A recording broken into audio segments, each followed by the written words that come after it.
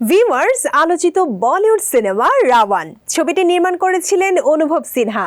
প্রযুক্তি আর আবেগের এক অনন্য মেলবন্ধন হিসেবে শাহরুখ খান অভিনীত এই সায়েন্স ফিকশন এক দশকেরও বেশি সময় পেরিয়ে আজও আলোচনার কেন্দ্রে। এবার ছবিটির পরিচালক এই ছবিটি নিয়ে তার সহজ স্বীকারোক্তি জানিয়েছেন, সেখানেই উঠে আসে আক্ষেপের কথা।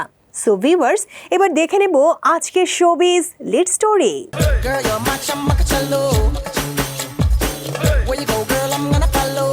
নির্মাতা অনুভব সিনহার কাছে সবচেয়ে উজ্জ্বল হয়ে রয়েছে রাওয়ান ছবিটি।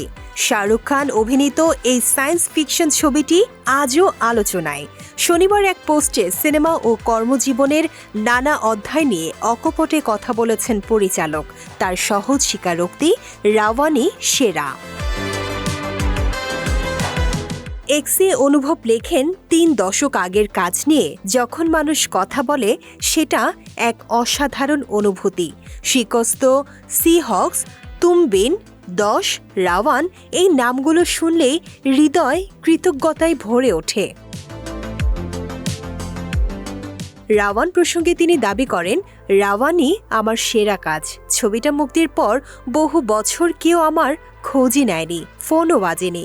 হঠাৎ একদিন এই প্ল্যাটফর্মে সিনেমাটি ট্রেন্ড করতে শুরু করলো।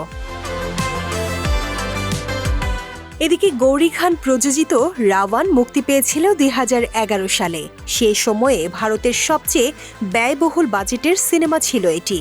১৫০ কোটি বাজেটে নির্মিত এই সিনেমাটি তখন ২০৭ কোটির মতো আয় করেছিল।